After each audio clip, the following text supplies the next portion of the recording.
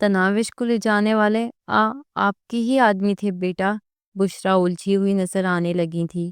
لمحے بھر کو کھوجتی ہوئی نظروں سے دیکھنے کے بعد کبیر دادا سمجھنے والے انداز میں سر ہلاتا ہوا بولا، سمجھ گیا، میں کسی کام سے گیا تھا، شاید میرے آدمی لے گئے ہوں۔ بشرا نے سکون بھرا سانس لیا۔ میں تو ڈر ہی گئی تھی بیٹا، پریشان ہونے کی ضرورت نہیں، کچھ نہیں ہوگا، وہ بشرا کو تسلی دیتا ہوا بولا۔ آپ آرام کریں، ہم چلتے ہیں۔ یہ کہہ کر وہ تیز قدموں سے چلتا ہوا اپنی کار کے قریب پہنچا۔ اس کے چہرے پہ چھایا غیظ و غضب دیکھ کر بخش پارٹی کے دل دھڑکنے لگے تھے۔ پہلی مرتبہ انہیں کبیر دادا کے چہرے پہ اتنا غصہ نظر آیا تھا۔ وہ بڑے بڑے مسائل اور نقصانات کو ذرا برابر اہمیت نہیں دیا کرتا تھا، آج کسی اور ہی جون میں نظر آ رہا تھا۔ شہاب علی خان کے گھر سے نکلتے ہی اخلاق حسین موبائل فون نکال کر کسی کا نمبر ڈائل کرنے لگا۔ ڈرائیور کو اس نے گھر جانے کا بتا دیا تھا۔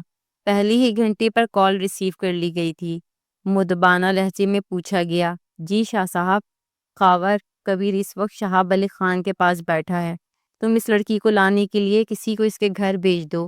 خاور نے حیرانی سے پوچھا، مگر کسی دوسرے کے ساتھ وہ کیسے آئے گی؟ میری اطلاع کے مطابق کبیر نے 10 بجے اپنے آدمی وہاں بھیجنے ہیں، اور وہ لڑکی کبیر خان کے تمام آدمیوں کو نہیں پہچانتی ہوگی۔ تم کسی کو بھی وہاں بھیج دو، اسے کیا معلوم وہ آدمی کس کے ہیں۔ ٹھیک ہے شاہ جی، میں خود تو اس وقت کہیں باہر ہوں، اپنے آدمیوں کو بتا دیتا ہوں، وہ اسے لے آئیں گے۔ کیا اسے آپ کے پاس بھیجنا ہے؟ اخلاق حسین ہنسا، بھابھی تو وہ تمہاری بننے والی تھی، یقیناً مجھ سے زیادہ تمہارا حق بنتا ہے۔ کبیر دادا پھڈا ضرور ڈالے گا؟ خاور کے لہجے میں تشویش تھی۔ کبیر نے کون سا سچ مچ کا نکاح پڑھایا ہے کہ پھڈا ڈالے گا؟ کبیر جیسے آدمیوں کے لیے ایسی لڑکیوں کی اہمیت رکھیے سے بڑھ کر نہیں ہوتی۔ یوں بھی جو جنس وافر مقدار میں دستیاب ہو وہ اپنی قدر کھو بیٹھتی ہے، اور کبیر جیسے آدمیوں کو لڑکیوں کی کیا کمی؟ تو ہمیں لڑکیوں کی کون سی کمی ہے؟ ہم کیوں ایک لڑکی کے لیے کبیر دادا سے دشمنی کو بڑھاوا دیں؟ ہم دشمنی نہیں بڑھا رہے، کبیر دادا کو باور کرا رہے ہیں کہ ہم نے بھی چوڑیاں نہیں پہنی۔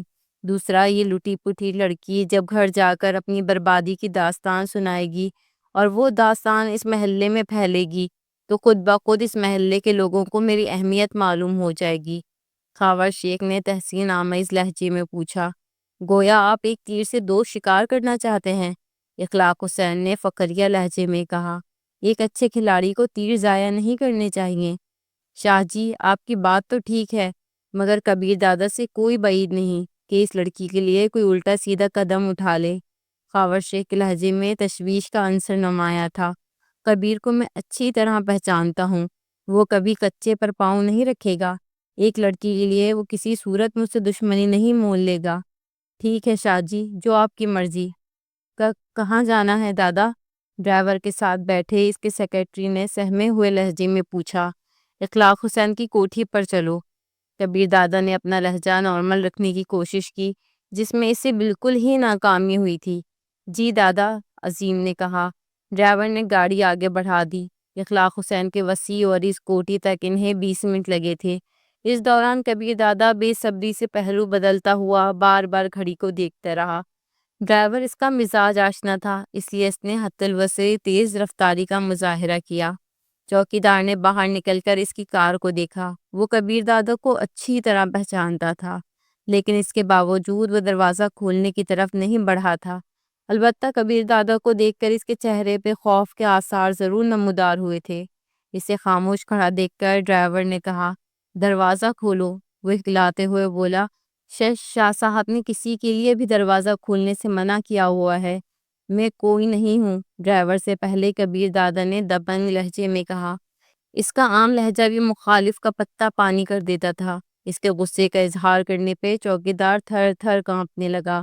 دروازہ کھولا تو نوکری چلی جائے گی، نوکری بچانا ہے یا زندگی؟ کبیر دادا کی بات ایسی نہیں تھی کہ چوکیدار مزید بحث کر سکتا۔ وہ جانتا تھا کہ کبیر دادا جو کہتا ہے وہ کرتا بھی ہے، اور یقیناً نوکری زندگی سے اہم نہیں تھی۔ مرے مرے قدموں سے چلتا ہوا وہ دروازے کے قریب پہنچا اور دروازہ کھول دیا۔ دروازہ کھلتے ہی ڈرائیور کار اندر لے گیا۔ سیمنٹ کے پختہ راستے کے اختتام پر جو ہی ڈرائیور نے کار روکی، کبیر دادا باہر نکلا اور اندرونی عمارت کی طرف بڑھ گیا۔ اسی وقت اس کے چاروں محافظ بھی گاڑی سے باہر نکل کر اس کے پیچھے ہو لیے تھے۔ کبیر دادا کی رفتار دیکھتے ہوئے انہیں بھاگنا پڑ گیا تھا۔ ڈرائنگ روم میں گھستے ہی انہیں اخلاق حسین کی خواب کے سامنے دو محافظ کھڑے نظر آئے۔ کبیر دادا کو دیکھتے ہی وہ چونکے۔ اگلے ہی لمحے انہوں نے جیبوں سے خوفناک شکل والے پستول نکال کر ہاتھوں میں پکڑ لیے تھے۔ ان کے پستولوں کی پرواہ کیے بغیر کبیر دادا ان کی طرف بڑھتا گیا۔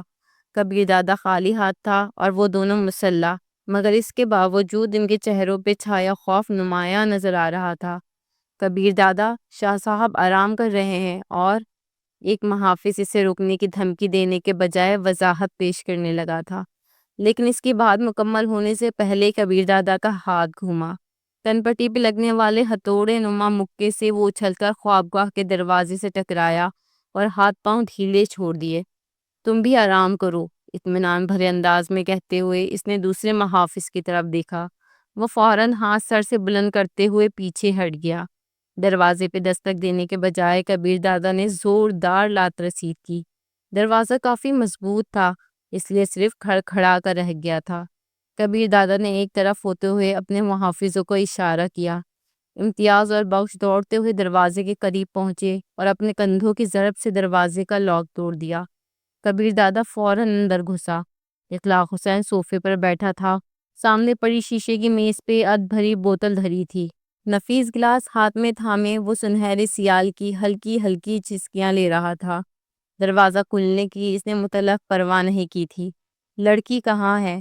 کبیر دادا کسی تمہید کے بغیر براہ راست مقصد کی گفتگو پر آ گیا تھا۔ اخلاق حسین نے طنزیہ لہجے میں پوچھا، لڑکی یا تمہاری دلہن؟ جو سمجھو، مگر وہ ہے کہاں؟ اخلاق حسین منہ بناتے ہوئے بولا، تمہاری بیوی کے بارے میں مجھے کیا معلوم؟ یہ الفاظ اس کے ہونٹوں پر تھے کہ بجلی چمکنے کی طرح کبیر دادا اپنی جگہ پر سے اچھلا۔ اس کے پاؤں کی بھرپور ٹھوکر اخلاق حسین کی چھاتی پر لگی اور وہ صوفے سمیت پیچھے کو لڑ گیا۔ اگلے ہی لمحے اس کی گریبان سے پکڑتے ہوئے کبیر دادا نے اوپر اٹھا لیا تھا۔ شاید تمہیں بھول گیا ہے کہ کس سے مخاطب ہو کبیر دادا، اس کا نتیجہ تمہیں بھگتنا پڑے گا۔ اخلاق حسین کے گلے سے خرخراتی ہوئی آواز نکلی، اگر تم زندہ بچ گئے تو؟ کبیر دادا نے اسے زمین پہ پٹکتے ہوئے جیب سے پستول نکالا۔ تم اپنے حواس کھو چکے ہو، ایک لڑکی کے لیے تم میرے ساتھ یہ سلوک کر رہے ہو؟ اخلاق حسین کے لہجے میں پہلی بار خوف چھلکا تھا۔ میرے 3 تک گننے سے پہلے تم نے اس کے بارے میں زبان کھول کر اپنی زندگی کو طول دے سکتے ہو۔ 1۔ اس کی بات کا جواب دیے بغیر کبیر دادا نے دھمکی دیتے ہوئے گنتی شروع کر دی تھی۔ اس کے 3 کہنے سے پہلے اخلاق حسین جلدی سے بولا، وہ خاور شیخ کے پاس ہے۔ کہاں رہتا ہے وہ؟ کبیر دادا نے امکان کے انداز میں اگلا سوال پوچھا۔ اخلاق حسین سرس سے اس کا پتہ دہرانے لگا۔ کبیر دادا کی آنکھوں سے ہوا دیدہ دیوانگی نے اسے ڈرا دیا تھا۔ دعا کرنا خاور شیخ نے اسے کچھ نہ کہا ہو، اور صرف اسی صورت میں تم زندہ رہ پاؤ گے۔ یہ کہتے ہی کبیر دادا لمبے لمبے ڈگ بھرتا وہاں سے باہر نکل آیا۔ اس کے محافظ اخلاق حسین کے خوابگاہ کے دروازے پر ہی رک گئے تھے، لیکن اندر داخل نہ ہونے کے باوجود انہوں نے سارا منظر دیکھ لیا تھا۔ کار میں بیٹھتے ہی اس نے ڈرائیور کو خاور شیخ کی کوٹھی کا پتہ بتایا اور ڈرائیور نے سر ہلاتے ہوئے کار آگے بڑھا دی۔ خاور شیخ اخلاق حسین کا دست راست اور دلاور شیخ کا بڑا بھائی تھا۔ یقیناً تناوش کا اغوا کرنا اپنے بھائی کی موت کا بدلہ لینے کے لیے تھا۔ عظیم، خاور شیخ کے متعلق تم کیا جانتے ہو؟ اس نے ڈرائیور کے ساتھ بیٹھے اپنے ذاتی سیکرٹری سے پوچھا۔ ایسے معاملات میں وہ بہت باخبر رہتا تھا۔ خاور شیخ دلاور شیخ کا بھائی اور اخلاق حسین شاہ کا خاص بندہ ہے۔ دونوں بھائی اخلاق حسین کے لیے کام کرتے ہیں۔ ان کا والد عبداللہ شیخ ایک شریف آدمی ہے اور اپنے دونوں بیٹوں کی حرکتوں کو دیکھتے ہوئے اس نے انہیں گھر سے نکال دیا ہے۔ اس کی 3 بہنیں ہیں، 2 کی شادی ہو چکی ہے اور ایک یونیورسٹی میں جاتی ہے۔ تینوں بہنیں بھی نہایت شریف اور گھریلو لڑکیاں ہیں۔ اگر یہ کبھی گھر جاتے بھی ہیں تو والد فوراً گھر سے باہر نکل جاتا ہے۔ اسے ان کی صورت دیکھنا بھی گوارا نہیں ہے۔ ماں اور بہنیں البتہ دل کے ہاتھوں مجبور ہو کر ان سے رشتہ رکھے ہوئے ہیں۔ خاور شیخ لڑائی بڑھائی کا کافی ماہر ہے، نہایت ہی چلاک اور خطرناک شخص ہے۔ اخلاق حسین شاہ کے سارے غیر قانونی دھندوں کا نگراں یہی ہے۔ کر کے کبیر دادا نے گہرا سانس خارج کیا۔ وہ کلائی پر بندھی سنہری ڈال کی گھڑی پر نگاہ دوڑانے لگا۔ اس کی بے چینی ڈرائیور کی نظروں سے بھی اوجھل نہیں تھی۔ وہ حتی الوسع کار کو اڑائے جا رہا تھا۔ تیز ڈرائیونگ کرتے ہوئے وہ 15 منٹ میں خاور شیخ کی کوٹھی کے سامنے پہنچ گئے تھے۔ کار کے ہارن پہ چوکیدار ذیلی کھڑکی کھول کر باہر نکلا۔ اس نے کندھے سے رائفل لٹکائی ہوئی تھی۔ اسے تعارف کروا کے دروازہ کھلوانے کا تکلف کیے بغیر کبیر دادا نیچے اترا۔ وہ پہلی مرتبہ وہاں آیا تھا۔ چوکیدار اسے پہچانتا نہیں تھا، لیکن اس کی قیمتی کار دیکھ کر چوکیدار کے لیے اس کی اہمیت کا اندازہ لگانا مشکل نہیں تھا۔ اس نے مؤدبانہ لہجے میں پوچھا، جی سر، کس سے ملنا ہے؟ سوال و جواب میں خود کو الجھائے بغیر کبیر دادا کا ہاتھ گھوما۔ کن پٹی پر لگنے والا ہتھوڑا نما مکہ چوکیدار کو استفسار کی دنیا سے بہت دور لے گیا تھا۔ کبیر دادا اس کا انجام دیکھنے کے لیے رکا نہیں تھا، یا پھر اسے اپنے مکے کی طاقت پر مکمل بھروسہ تھا۔ دروازے میں داخل ہوتی اس نے جیب سے خوفناک شکل کا سائلنسر لگا پستول نکال کر ہاتھ میں تھام لیا تھا۔ کوٹھی کا صحن عبور کر کے وہ اندرونی عمارت میں داخل ہوا۔ چاروں محافظ اس کے عقب میں چوکنا انداز میں چلتے ہوئے آ رہے تھے۔ ان کی نگاہیں کسی پھرکی کی طرح چاروں طرف گھوم رہی تھیں۔ ڈرائنگ روم میں داخل ہوتے ہی اسے ایک کمرے کے سامنے 2 ہتھیار بردار آدمی کھڑے نظر آئے۔ کبیر دادا کو دیکھتے ہی ان کے چہروں پر خوف ابھرا۔ کبیر دادا کی شخصیت ان کے لیے اجنبی نہیں تھی۔ خوفزدہ ہونے کے باوجود انہوں نے کندھوں سے لٹکائے ہتھیار ہاتھ میں تھام کر سیدھے کرنا چاہے، لیکن انہیں کافی دیر ہو گئی تھی۔ یوں بھی کبیر دادا ان کی کیدر بھپکیاں سننے کے موڈ میں نہیں تھا۔ تناوش کا کسی دوسرے مرد کے ساتھ بند کمرے میں ہونا اس کے سینے میں عجیب قسم کی آگ کو بھڑکائے جا رہا تھا، ایک ایسی آگ جو ہر چیز کو خس و خاشاک کی طرح جلانے پر تلی تھی۔ ایک لمحہ ضائع کیے بغیر اس کے ہاتھوں میں موجود پستول نے مسلسل 3-4 دفعہ آگ اگلی، اور خاور شیخ کے دونوں محافظ اپنی چھاتیوں میں سرخ روشندان کھولے نیچے گر کر تڑپنے لگے۔ دروازے کے قریب پہنچتے ہی کبیر دادا نے زوردار لات رسید کی۔ دروازے کی کنڈی ٹوٹ کر دونوں پٹ کھل گئے تھے۔ پستول ہاتھ میں تھامے وہ بے دھڑک اندر گھس گیا۔ اس کا دل عجیب خوف سے بری طرح دھڑک رہا تھا۔ چاروں محافظ بھی اس کے پیچھے اندر گھستے چلے گئے۔ خاور شیخ نے اس کے گریبان کی طرف ہاتھ بڑھایا ہی تھا کہ کمرے سے باہر کھٹ پٹ کی آواز سنائی دی۔ وہ رک کر دروازے کی جانب دیکھنے لگا، اور پھر اس کے کچھ سوچنے سمجھنے سے پہلے ہی دروازے کے پٹ ایک دھماکے سے کھلے اور کبیر دادا ہاتھ میں پستول لیے اندر داخل ہوا۔ اس کے چہرے پہ چھائی وحشت دیکھ کر خاور شیخ لرز کر رہ گیا تھا۔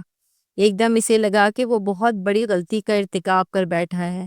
اس کی ساری شوخی اور مستی 1 منٹ میں ہوا ہو گئی تھی۔ کبیر دادا، 1 منٹ میں وضاحت کر سکتا ہوں؟ دفاعی انداز میں ہاتھ بلند کرتے ہوئے وہ ہکلایا۔ کرو، اطمینان بھرے انداز میں کہتے ہوئے کبیر دادا نے پستول جیب میں رکھ لیا تھا۔ تناوش کو بخیریت دیکھ کر اس کے دل میں جلتی آگ پر جیسے پانی پڑ گیا تھا۔ اس کے تنے ہوئے اعصاب فوراً ہی پرسکون ہو گئے تھے۔ مجھے شاہ جی نے ایسے کرنے کو کہا تھا۔ خاور شیخ نے یوں کہا جیسے اخلاق حسین کا نام ہی وضاحت کے لیے کافی ہو۔ کیا تمہیں معلوم تھا کہ اس لڑکی کے جملہ حقوق میرے نام محفوظ ہو چکے ہیں؟ کبیر دادا کا ٹھنڈا ٹھار لہجہ بھی خاور شیخ کے دل کی دھڑکن کو بڑھائے جا رہا تھا۔ یوں بھی کبیر دادا کی شخصیت کسی تعارف کی محتاج نہیں تھی۔ زیر زمین دنیا میں اس کا نام ہیبت و دہشت کی علامت تھا۔ جس کام میں اس کے ملوث ہونے کا شبہ بھی ہوتا، باقی لوگ اس کام سے یوں دور بھاگتے جیسے موت سے بھاگا جاتا ہے۔ جج جی مگر کبیر دادا کے بھرپور تھپڑ نے اس کی ہکلاتی ہوئی زبان کو لگام دے دی تھی۔ وہ پہلو کے بل زمین پر گر گیا، البتہ فرش پہ بچھے دبیس قالین کی وجہ سے وہ چوٹ لگنے سے محفوظ رہا تھا۔ اٹھتے ہوئے اس نے ہونٹوں سے رستا خون ایک جانب تھوکا اور محتاط لہجے میں بولا، کبیر دادا، آپ زیادتی کر رہے ہیں۔ ہاں، مگر یہ زیادتی کی ابتدا ہے، اور گلے شکوے اختتام پر کرنا اگر کچھ بولنے کے قابل رہے تو۔ پرسکون انداز میں کہتے ہوئے کبیر دادا اس کی جانب بڑھا۔ خاور شیخ کو معلوم تھا کہ وہ کبیر دادا کا مقابلہ نہیں کر سکتا، اور پھر کبیر دادا کے 4 مسلح محافظ سونے پہ سہاگا تھے۔ اس نے فوراً جان بچانے کی تجویز سوچی اور اٹھ کر دیوار کے ساتھ کھڑی تناوش کو پکڑ کر ایک ہاتھ اس کے گلے میں ڈالتے ہوئے اسے اپنے سامنے تھام لیا۔ اس کے ساتھ ہی وہ دھمکی آمیز لہجے میں بولا، کبیر دادا، اگر کوئی میرے قریب آیا تو یہ جان سے جائے گی۔ یہ تو ویسے بھی اپنی سانس پوری کروا چکی ہے، تمہارا کیا خیال ہے؟ اتنی دیر تمہارے ساتھ ایک کمرے میں بند رہنے کے بعد یہ میرے کسی کام کی رہ گئی ہے؟ قسم کھاتا ہوں میں نے اسے ہاتھ بھی نہیں لگایا۔ خاور شیخ ہکلا کر صفائیاں دینے لگا۔ مجھے تمہاری گواہی کی ضرورت نہیں، اور تمہاری زندگی ختم کرنے کے لیے اتنی بات کافی ہے کہ تم نے میری چیز کو چھونے کی کوشش کی ہے۔ یہ کہتے ہوئے بھی کبیر دادا کے قدم رکے نہیں تھے۔ خاور شیخ بھی مسلسل الٹے قدم لیتے ہوئے پیچھے کو ہٹ رہا تھا۔ تناوش کا خوفزدہ چہرہ اب پرسکون ہو گیا تھا۔ کبیر دادا کی موجودگی میں ہر خوف اور ڈر اس کے دل سے رخصت ہو جایا کرتا تھا۔ اپنے متعلق کبیر دادا کی تلخ باتیں بھی اسے خفا نہیں کر سکی تھی۔ کمرے میں داخل ہوتے وقت کبیر دادا کے چہرے پہ چھائے وحشت بھرے اثرات اسے یہ باور کرانے کے لیے کافی تھے کہ وہ کتنا پریشان تھا، اور پھر تناوش کو خیریت سے دیکھتے ہی اس کے چہرے پہ چھلکنے والا سکون بھی اس بات کا مظہر تھا کہ وہ اسے کتنی اہمیت دیتا ہے۔ اس کا بیزاری اور بے توجہی ظاہر کرنا یقیناً خود کو تسلی دینے کے لیے تھا۔ جو ہی خاور شیخ کی پیٹھ عقبی دیوار سے ٹکرائی، وہ دھمکی آمیز لہجے میں بولا، کبیر دادا میں سچ کہہ رہا ہوں، اگر آپ نہ رکے تو میں اس لڑکی کی گردن توڑ دوں گا۔ اگر مجھے مرنا ہے تو زندہ یہ بھی نہیں رہے گی۔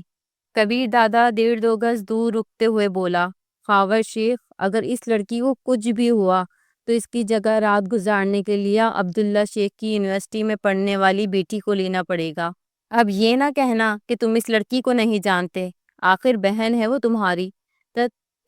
تم میں تمہیں جان سے مار دوں گا، ہذیانی انداز میں کہتے ہوئے اس نے تناوش کو ایک جانب دھکیلا اور چیختے ہوئے کبیر دادا پر حملہ کر دیا۔ اپنے سر کو چند انچ حرکت دے کر کبیر دادا نے اس کا مکہ خطا کیا، اور اس سے پہلے کہ خاور شیخ کے ہاتھ واپس پہنچتا، کبیر دادا نے دائیں ہاتھ سے اس کی کلائی تھام لی تھی۔ اس نے بایاں ہاتھ خاور شیخ کی کوہنی پہ اس انداز میں رسید کیا کہ بے ساختہ وہ الٹا گھوم گیا تھا۔ اپنا بایاں ہاتھ بھی اس کی کلائی پر منتقل کرتے ہوئے کبیر دادا نے ایک پاؤں اٹھا کے خاور شیخ کی کمر پر رکھا۔ اپنے پاؤں سے اسے آگے دھکیلتے ہوئے اس نے دونوں ہاتھوں سے اس کے مروڑے ہوئے بازو کو پیچھے کھینچا۔ کٹاک کی آواز سے خاور شیخ کی کوہنی کا جوڑ ٹوٹ گیا تھا۔ اس کے ہونٹوں سے دل خراش چیخ بلند ہوئی۔ وہ گھٹنوں کے بل نیچے گرا، اس کا جسم راشے کے مریض کی طرح کانپنے لگ گیا تھا۔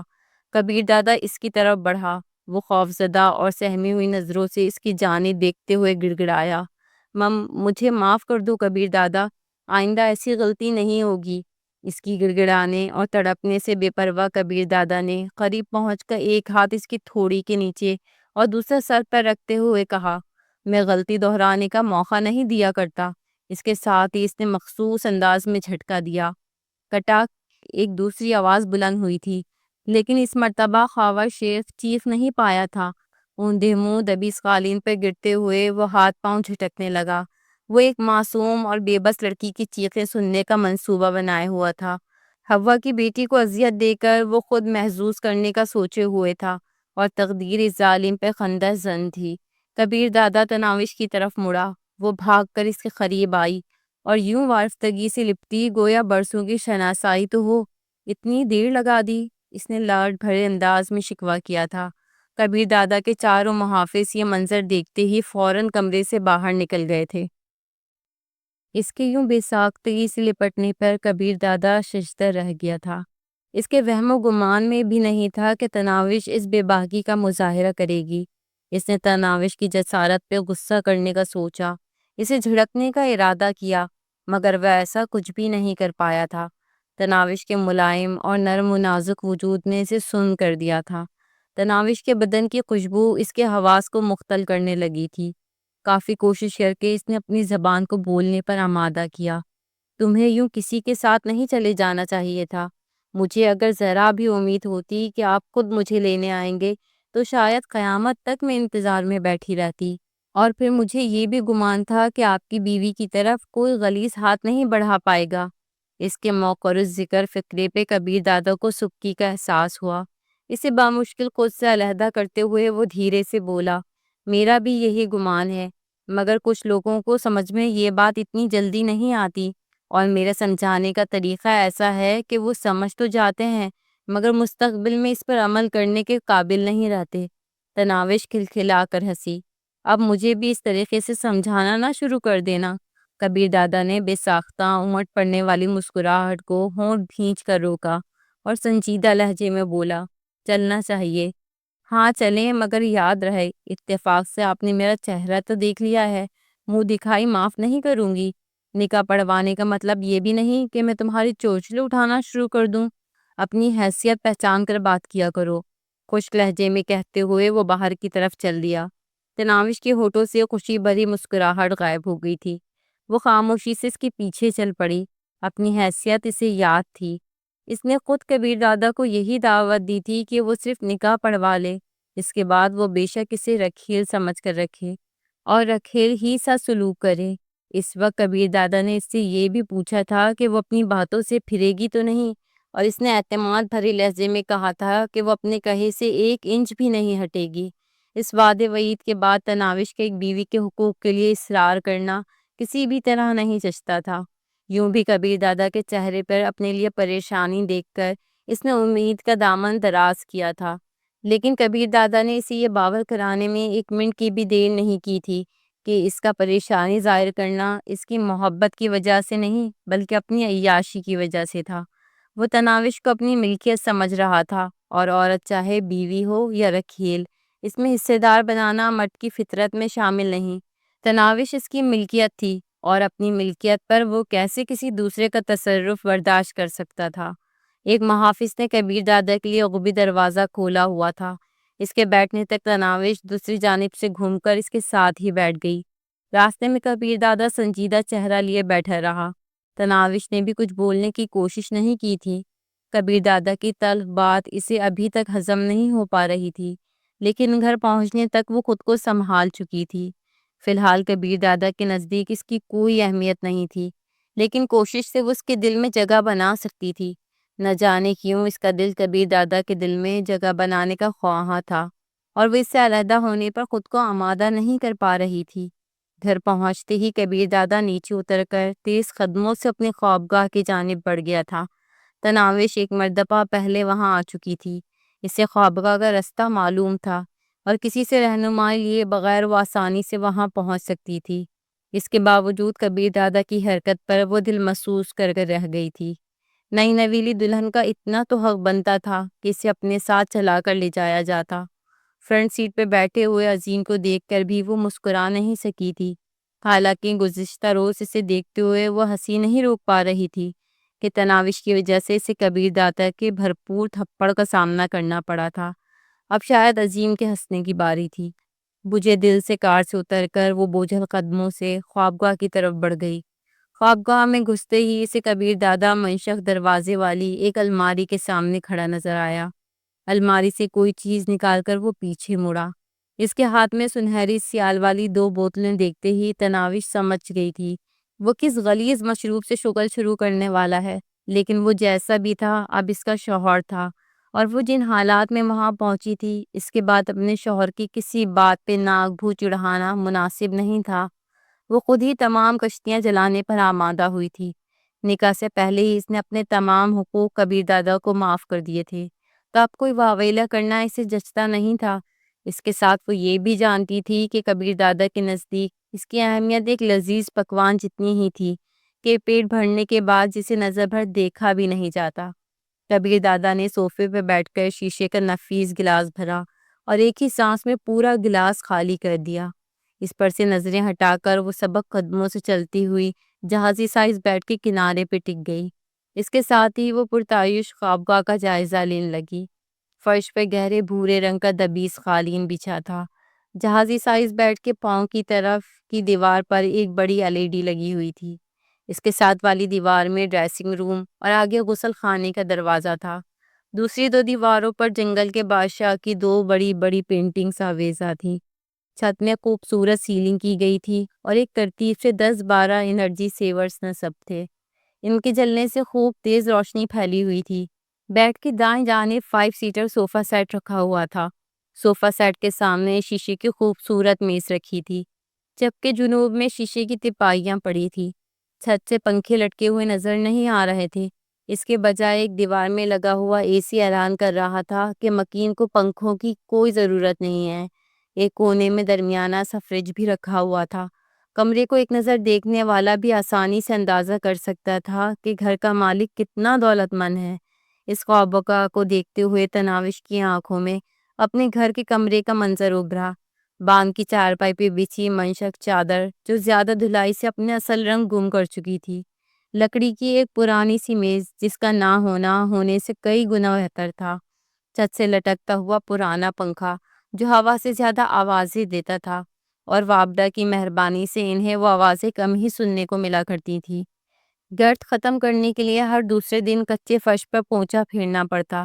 عمارت اور غربت کا تضاد دکھانے کے لیے دو تصویریں کھینچی جاتی تو اس کے لیے کبیر دادا کی خوابگاہ کے مقابل ان کا کمرہ غربت کی مکمل تصویر پیش کرتا تھا۔ تمہیں اپنا وعدہ یاد ہے نا؟ یک کے بعد دیگرے 3 گلاس حلق میں انڈیل کر وہ چوتھے گلاس سے ہلکی ہلکی چسکیاں لیتے ہوئے تناوش کو مخاطب ہوا۔ اس کے ایک دم پکارنے پر وہ ہڑبڑا گئی تھی۔ جی کون سا وعدہ؟ یہی کہ میں نکاح پڑھوا لوں، اس کے بعد تم کوئی مطالبہ پیش نہیں کرو گی بلکہ رکھیل کی طرح میرے پاس رہو گی۔ کبیر دادا کی طرف زخمی نظروں سے دیکھتے ہوئے وہ مستفر ہوئی۔ بیوی اور رکھیل میں کیا فرق ہوتا ہے؟ میں نہیں جانتا کہ کیا فرق ہوتا ہے اور نہ جاننے کی خواہش ہے۔ البتہ تم یہ جان لو کہ یہاں جتنے دن رہنا ہے اپنی حیثیت اور جگہ پہچان کر رہنا ہوگا۔ آج میرے محافظوں کے سامنے تم پر رومانس کا جو بھوت سوار ہوا تھا، آئندہ ایسی کوئی حرکت نہ دیکھوں۔ تناوش کے ہونٹوں پر دھیمی سی مسکراہٹ نمودار ہوئی اور اس نے شوق لہجے میں پوچھا، یہ رومانس والی شرط کمرے سے باہر تک ہی محدود رہے گی یا کمرے میں بھی یہی قانون لاگو رہے گا؟ کبیر دادا نے اسے غصے بھری نظروں سے گھورا، مگر وہ نگاہیں چرائے بغیر اس کی جانب متوجہ رہی۔ یقیناً تم یہاں پر اپنا قیام مختصر کرنا چاہتی ہو، وہ اطمینان سے بولی۔ بات طویل اور مختصر قیام کی نہیں ہے، بس یہ یاد رہے کہ جتنے دن یہاں رکھو گے اپنے کسی کام سے منع کرنے کی کوشش نہ کرنا۔ خواب سے باہر آ کر آپ مجھے رکھیل کا نام دیتے ہیں، داشتہ کہہ کر میرا تعارف کراتے ہیں، یہ اس سے بھی زیادہ کسی غلیظ لفظ سے پکارتے ہیں، اس سے مجھے کوئی فرق نہیں پڑتا۔ میں اس خوابگاہ میں اپنا تصرف چاہتی ہوں اور یہاں مجھے بیوی کے حقوق میسر رہنے چاہیے اور بس۔ تم اس قسم کی کوئی شرط منوانے کی مجاز نہیں ہو۔ یہ شرط نہیں، میرا حق ہے۔ یقیناً ایک رکھیل اتنا حق تو رکھتی ہے کہ ایک کمرہ اس کے تصرف میں رہے۔ یہ کہتے ہوئے وہ اس کی طرف بڑھی۔ اب رات کافی ہو گئی ہے، میرا خیال ہے آرام کرنا چاہیے۔ اس کے سامنے قالین پہ بیٹھ کر وہ اس کے بوٹوں کے تسمے کھولنے لگی۔ یہ کیا کر رہی ہو؟ اس نے اپنے پاؤں پیچھے سمیٹنا چاہے۔ اس کے دونوں پاؤں پر اپنی گرفت سخت کرتے ہوئے وہ بولی، کہاں ہے نا مجھے اپنی کسی کام سے روکنے کی کوشش مت کرنا۔ یہاں جتنے دن رہوں گی آپ کو یہ سب برداشت کرنا پڑے گا۔ یوں بھی یہاں پر آپ کا کوئی محافظ نہیں دیکھ رہا۔ کبیر دادا صوفے کی پشت سے ٹیک لگاتا ہوا بولا، بے وقوف لڑکی، ایسی کوششوں سے تمہیں کچھ نہیں ملنے والا۔ میرا نام تناوش کبیر ہے، اگر پیار سے چندا، گڑیا، جانو وغیرہ کہہ کر بلانا چاہیں تو مجھے کوئی اعتراض نہیں ہوگا، مگر یہ لڑکی وغیرہ بالکل نہیں چلے گا۔ شوقی بھرے لہجے میں کہتے ہوئے وہ اس کے بوٹ اتارنے لگی۔ کبیر دادا افسوس بھرے انداز میں سر ہلا کر رہ گیا تھا۔ وہ الٹی کھوپڑی کی لڑکی نہ تو اس کے غصے کو خاطر میں لا رہی تھی اور نہ اس کے سمجھانے کا کوئی اثر ہو رہا تھا۔ اب اس کا ایک ہی حل کبیر دادا کی سمجھ میں آ رہا تھا کہ جلد از جلد اسے طلاق دے کر رخصت کر دیتا۔ اس کی جرابیں اتارتے ہوئے تناوش نے منہ بنایا۔ شاید ہفتہ بھر سے یہ جرابیں پہنی ہوئی ہیں، اگر پسینے کی بو اتنی ہی بری لگ رہی ہے تو میری جرابوں کو ہاتھ نہ لگاتی، کسی نے منت تو نہیں کی تھی۔ کبیر کا لہجہ خفگی کا عنصر لی ہوا تھا۔ وہ وارفتگی سے بولی، ایسا میں نے کب کہا کہ آپ کے پسینے کی بو مجھے بری لگتی ہے؟ میں نے تو فقط جرابوں کے میلا ہونے کی نشاندہی کی ہے۔ بات کو غلط سمت موڑنے کی کوشش نہ کریں، سمجھے؟ یہ کہہ کر وہ اس کے بوٹ اور جرابیں اٹھا کر ریک کی طرف بڑھ گئی۔ جوتوں کو ریک میں رکھ کر اس نے بیڈ کے ساتھ پڑی ہوئی ہوائی چپل اٹھائی اور اس کے پاؤں کے پاس لا کر رکھ دی۔ اس کے ساتھ ہی وہ صوفے پہ بیٹھ کر اس کی ٹائی کی گرا ڈھیلی کرنے لگی۔ کبیر دادوں کو اس قسم کی خدمتیں لینے کی عادت نہیں تھی، لیکن وہ خاموش بیٹھا رہا۔ ٹائی اس کے گلے سے نکال کر تناوش اس کی قمیص کے بٹن کھولنے لگی۔ کبیر نے منہ بنایا، یہ بٹن میں ڈریسنگ روم میں جا کر بھی کھول سکتا ہوں۔ وہ شرارتی لہجے میں بولی، ہاں مگر اس پر وقت صرف ہوگا، اور جب میرے جیسی پیاری بیوی موجود ہو تو آپ کو یہ سب کرنے کی کیا ضرورت ہے؟ اس کی قمیص کے بٹن کھول کر تناوش نے اس کے ہاتھ سے گلاس لینے کی کوشش کرتے ہوئے کہا، بس کریں، اتنا اچھا مشروب بھی نہیں ہے کہ آپ 2 بوتلیں میدے میں اونڈیل لیں۔ اس مرتبہ کبیر دادا اپنے غصے پہ قابو نہیں رکھ سکا تھا۔ ایک ہاتھ سے تناوش کا بازو پکڑ کر اسے دھکا دے کر دور پھینکتے ہوئے وہ بولا، تم حد سے بڑھ رہی ہو۔ دبی اس قالین کی وجہ سے تناوش کو چوٹ تو نہیں لگی، البتہ توہین کے احساس سے اس کی آنکھوں میں نمیاں ابھر آئی تھی، لیکن جب وہ بولی تو اس کے لہجے میں خفت یا شرمندگی کا کوئی عنصر موجود نہیں تھا۔ اچھا، آپ جلدی جلدی یہ گلاس خالی کریں، میں سلیپنگ سوٹ لے کر آتی ہوں۔ یہ کہتے ہوئے وہ ڈریسنگ روم کی طرف بڑھ گئی۔ کبیر دادا اسے حیرانی بھری نظروں سے گھورتا رہ گیا تھا۔ اپنے رویے پہ اس کے دل میں ہلکی سی ندامت ابھری تھی، مگر وہ ندامت دل ہی دل میں مقید رہی۔ اس کا اثر اس نے چہرے پر نہیں آنے دیا تھا۔ وہ ڈھونڈ کر اس کا سلیپنگ سوٹ لے آئی۔ اب میں یہی لباس تبدیل کرنا شروع کر دوں؟ کبیر دادا نے بظاہر طنزیہ لہجے میں پوچھا تھا۔ وہ بے باکی سے بولی، تو یہاں میرے علاوہ اور کون موجود ہے جس سے آپ کو شرمانے کی ضرورت پڑے؟ اور میں تو آپ کی بیوی ہوں نا۔ میرا مطلب جب تک یہاں ہوں تمہاری کوئی کل سیدھی نہیں ہے۔ اس کے ہاتھ سے سلیپنگ سوٹ جھپٹ کر وہ ڈریسنگ روم کی طرف بڑھ گیا۔ اس کے لڑکھڑاتے قدم اعلان کر رہے تھے کہ وہ 2 بوتلیں شراب کی اپنے معدے میں اونڈیل چکا ہے۔ اس کے باہر نکلنے پر تناوش اندر گھس گئی۔ اپنا اتارا ہوا سوٹ اس نے نیچے قالین پر ہی پھینک دیا تھا۔ شاید ایسا اس نے تناوش کی خدمت پر بضد ہونے کی وجہ سے کیا تھا، یا اس کی عادت ہی یہی تھی۔ سوٹ کو ہینگر میں ڈال کر اس نے الماری میں لٹکایا اور باہر نکل آئی۔ شراب کی دونوں خالی بوتلیں اٹھا کر اس نے کچرا دان میں ڈالی اور گلاس اٹھا کر دھونے کے لیے باتھ روم کی طرف بڑھ گئی۔ معلوم ہی نہیں ہو رہا تھا کہ وہ پہلی رات کی دلہن ہے۔ کبیر دادا بیڈ پر لیٹ گیا تھا۔ گلاس کو میز پر رکھ کر وہ اس کے قریب بیٹھتے ہوئے پوچھنے لگی، صبح کس وقت جاگتے ہیں؟ تمہیں فکر کی ضرورت نہیں، ملازمہ کو میرے سونے جاگنے کے اوقات معلوم ہیں۔ صبح 6 بجے جگا دوں؟ اس کی بیزاری کو نظر انداز کرتے ہوئے تناوش نے معصومیت سے پوچھا۔ وہ زج ہوتے ہوئے بولا، 10 بجے سے 1 منٹ پہلے مجھے ہلایا تو گردن دبا دوں گا۔ تناوش کھلا کر ہنسی، یہی بات آپ شرافت سے پہلے ہی بتا دیتے۔ اس کی مترنم ہنسی کبیر دادا کو بہت بھلی محسوس ہوئی تھی، مگر وہ اپنی دلی کیفیات پر بیزاری کا پردہ ڈالتے ہوئے کہنے لگا، جو ناشتہ بناتا ہے اسے سب معلوم ہے، تمہیں باورچن بننے کی کوئی ضرورت نہیں۔ کہہ دیا ہے نا، جب تک میں یہاں ہوں اپنے سارے خدمت گزاروں کو بھول جائیں۔ آپ کے سبھی کام کرنے کا حق صرف اور صرف مجھے ہے۔ البتہ آپ کو بتانے میں حرج ہو رہا ہے تو کوئی بات نہیں، صبح ملازمہ سے پوچھ لوں گی۔ یہ کہتے ہوئے وہ اس کے بالوں میں انگلیاں پھیرنے لگی۔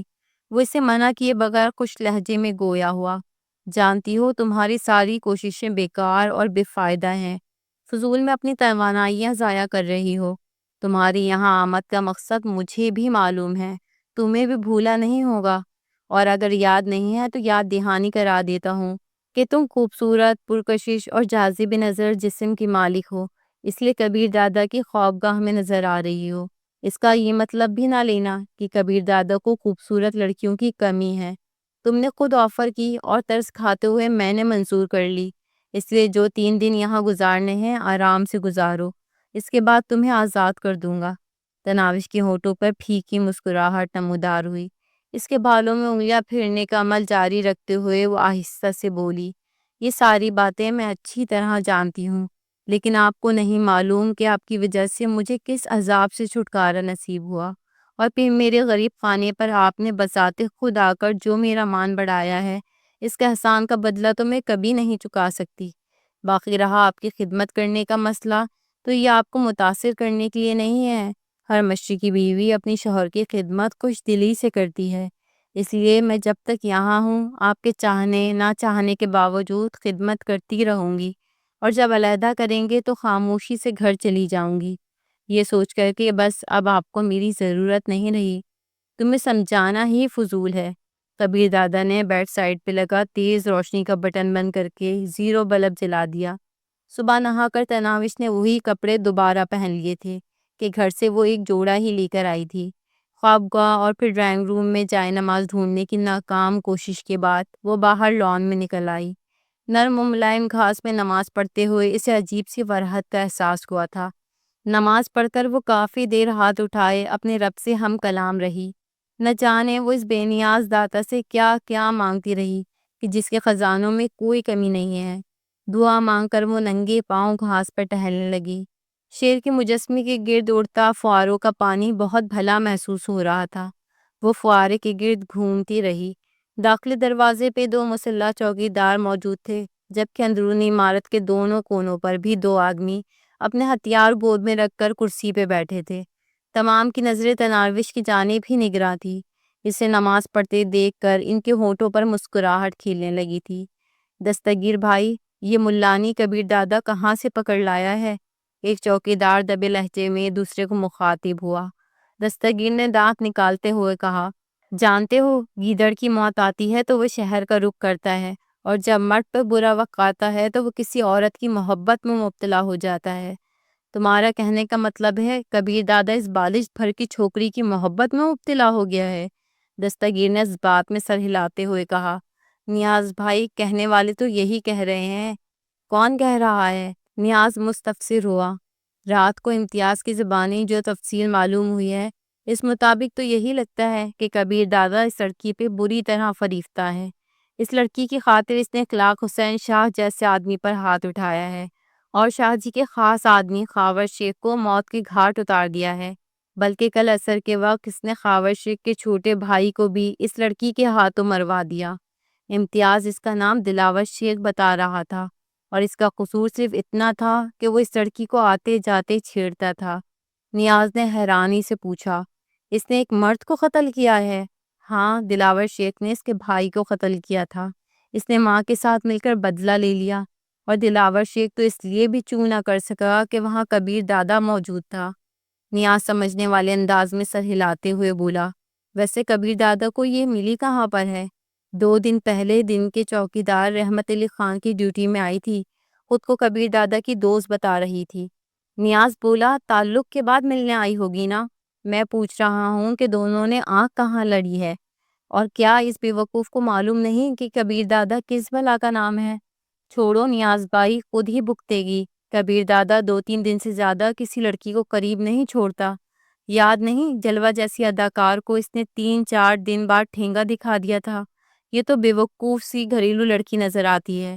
یوں بھی کبیر دادا جیسے شرابی کنڈے کی قربت میں کسی نمازی روزے دار کا کیا کام؟ تناوش ان کی باتوں سے بے خبر گھاس پہ ٹہلتی رہی۔ ننگے پاؤں گھاس پہ گھومنا اسے بہت اچھا لگتا تھا۔ پہلے وہ کبھی کبھار اسکول کے لان میں گھاس پر ٹہل لیتی تھی، مگر اسکول کی گھاس کے مقابلے یہ بہت اعلیٰ قسم کی گھاس تھی۔ یوں محسوس ہو رہا تھا جیسے وہ ریشم پر چل رہی ہو۔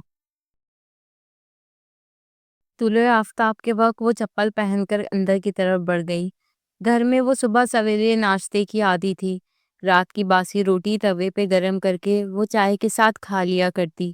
اس کے بعد وہ کالج جانے کی تیاری میں لگ جاتی، اور ماں اس کے لیے دوپہر کا کھانا تیار کرنے لگتی۔ اب اسے کالج تو نہیں جانا تھا، مگر بھوک تو محسوس ہو رہی تھی۔ کچن کا دروازہ کھانے کی میز سے ملحق تھا۔ لمبی چوڑی کھانے کی میز کو دیکھ کر لگتا ہی نہیں تھا کہ اس پر اکیلا کبیر دادا بیٹھ کر کھانا کھاتا ہوگا۔ اس کے ذہن میں خیال آیا، شاید یہاں مہمانوں کی آمد رہتی ہے، اور اس وجہ سے کبیر دادا کو اتنی بڑی میز لگوانا پڑی۔ کھانے کے کمرے کی طرح باورچی خانہ بھی بہت بڑا تھا۔ ایک چھوڑ دو فریج وہاں موجود تھے۔ ملازمہ ابھی تک نہیں پہنچی تھی کہ وہ کبیر دادا کے جاگنے کے اوقات سے واقف تھی۔ باقی ملازموں کے لیے یقیناً ملازموں کے کوارٹرز ہی میں ناشتہ بنتا ہوگا۔ لان میں ٹہلتے ہوئے اسے کوٹھی کے عقبی جانب کوارٹر نما کمروں کی جھلک نظر آئی تھی، اور لازماً وہ ملازمین کی رہائش کی خاطر ہی استعمال ہوتے تھے۔ خانسامہ کے جاگنے کا انتظار کیے بغیر وہ باورچی خانے میں گھس گئی۔ ایک کونے میں بنے ہوئے سنک کے ساتھ کافی گندے برتن پڑے تھے۔ ایسے گندے برتن دیکھ کر اسے سخت کوفت ہوتی تھی۔ چولہے پہ چائے کا پانی چڑھا کر وہ برتن دھونے لگی۔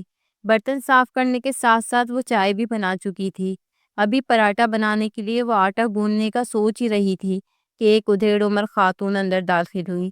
اسے دیکھ کر وہ حیران رہ گئی تھی۔ اس نے چھوٹتے ہی پوچھا، جی آپ کون؟ وہ فلسفیانہ لہجے میں بولی، فی الحال تو اس گھر کی مالکن کہہ سکتی ہو۔ وہ معنی خیز لہجے میں بولی، اس گھر کی مالکن تو شاید کبھی پیدا نہ ہو۔ آپ کو شاید صاحب کی نشے میں کی گئی گفتگو سے کوئی غلط فہمی پیدا ہوئی ہے۔ وہ فوراً صفائی دیتے ہوئے بولی، خالہ آپ کی اطلاع کے لیے عرض ہے کہ کل میرا اور کبیر علی خان کا نکاح ہو چکا ہے۔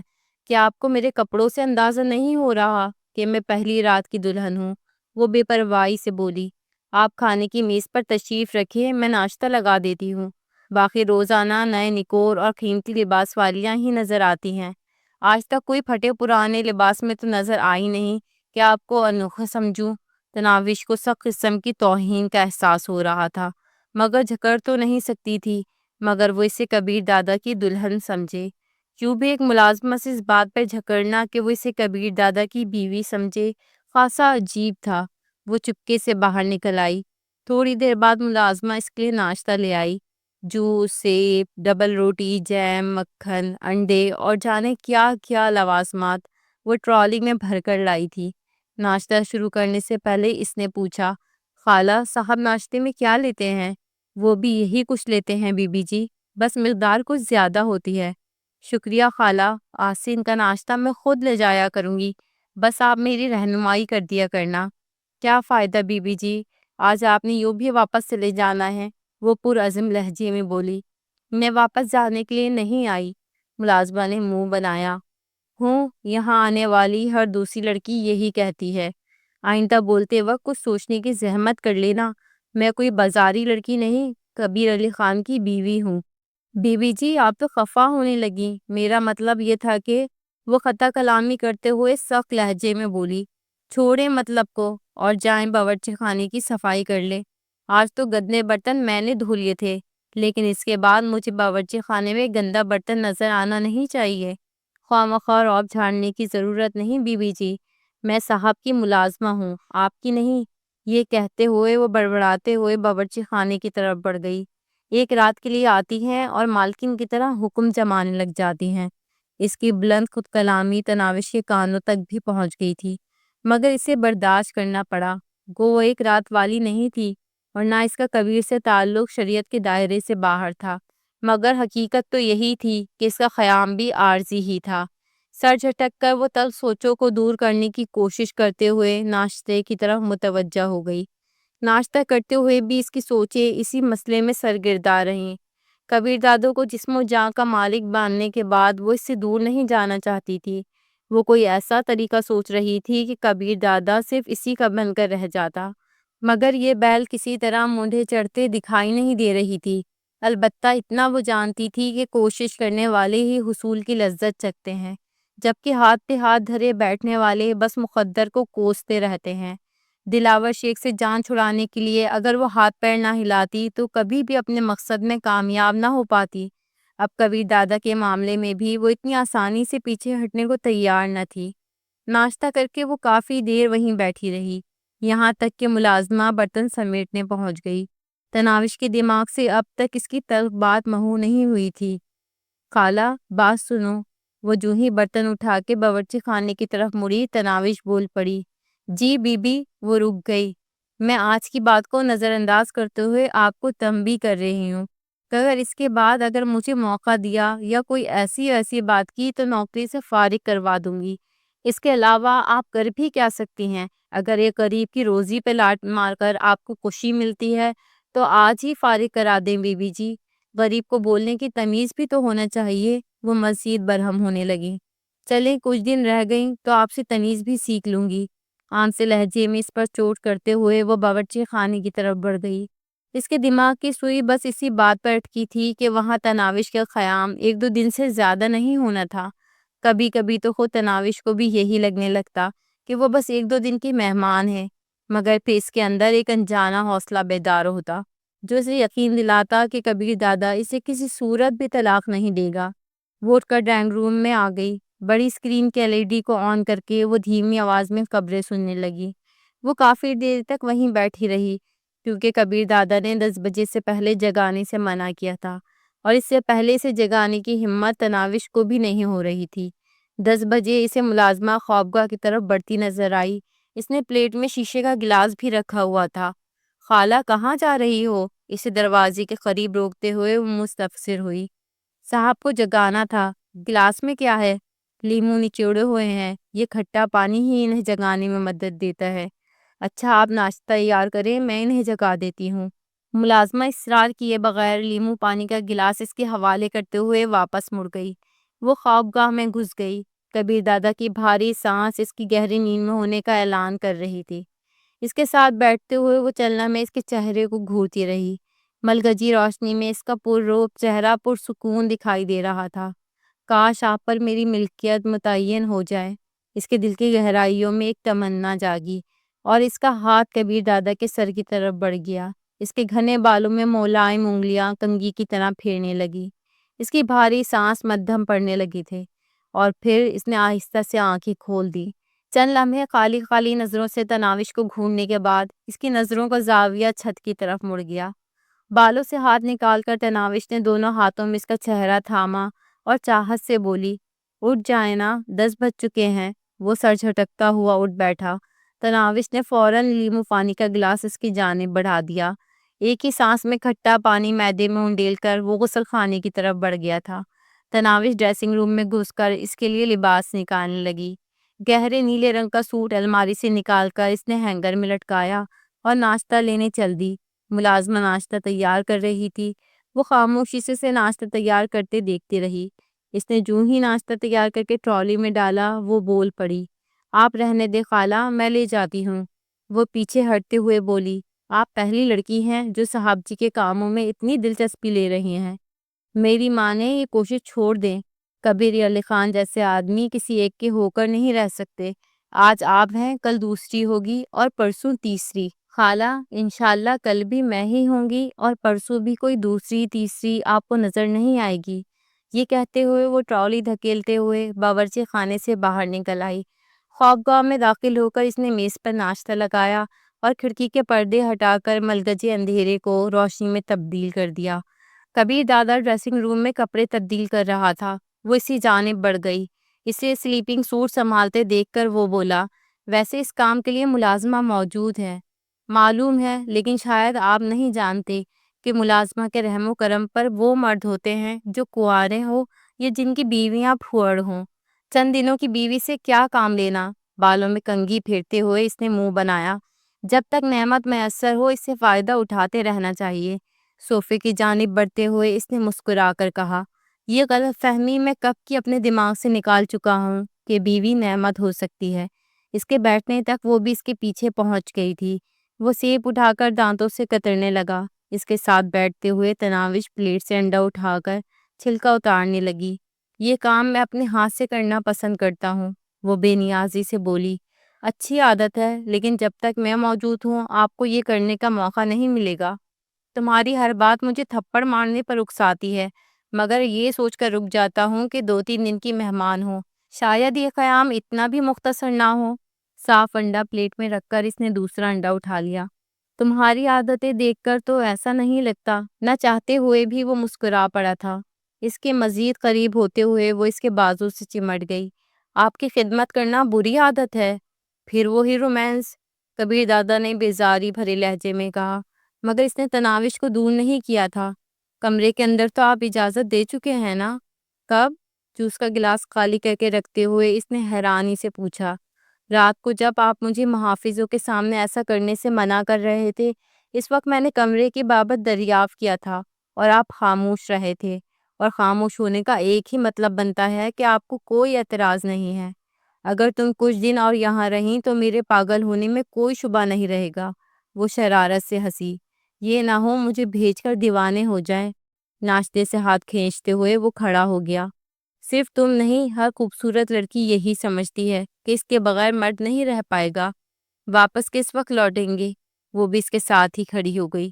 اس بارے میں جاننا تمہارے لیے ضروری نہیں ہے۔ کبیر دادے نے دروازے کی طرف قدم بڑھائے۔ وہ جلدی سے بولی، 1 منٹ رکیں۔ اب کیا ہے؟ قدم روکتے ہوئے وہ اس کی طرف مڑا۔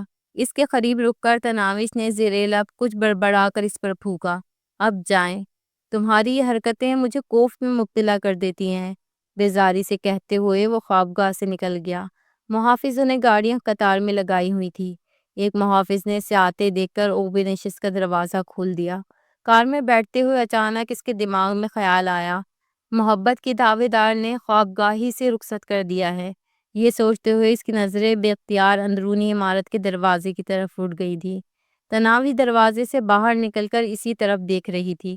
بے وقوف، خود کلامی کے انداز میں کہتے ہوئے اس کے لبوں پر مسکراہٹ نمودار ہوئی۔ گیٹ سے نکلتے ہوئے ایک بار پھر اس نے مڑ کر دیکھا۔ وہ ابھی تک وہیں کھڑی اس کی طرف متوجہ تھی۔